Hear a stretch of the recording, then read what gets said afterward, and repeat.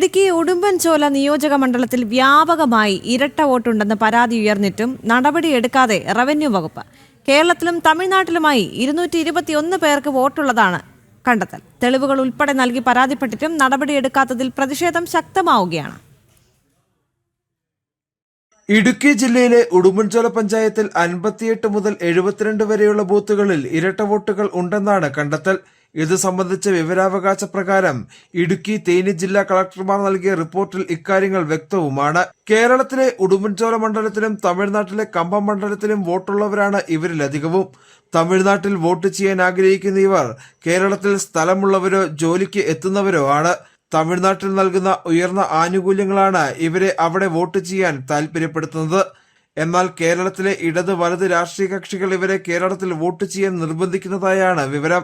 ഇതിനു വേണ്ട സൗകര്യങ്ങളും ഈ രാഷ്ട്രീയ കക്ഷികൾ ചെയ്തു നൽകുന്നു.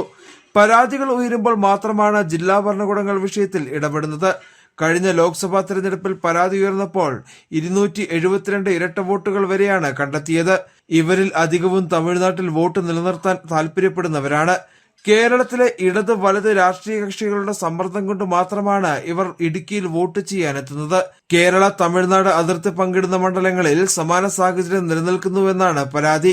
കൃത്യമായ തെളിവുകൾ ഉണ്ടായിട്ടും ജില്ലാ ഭരണകൂടങ്ങൾ നടപടിയെടുക്കാൻ ഇപ്പോഴും വിമുഖത കാണിക്കുകയാണ്. ഇതിൽ രാഷ്ട്രീയ സമ്മർദ്ദമുണ്ടെന്നാണ് ഉയരുന്ന ആരോപണം. ജനം, ഇടുക്കി.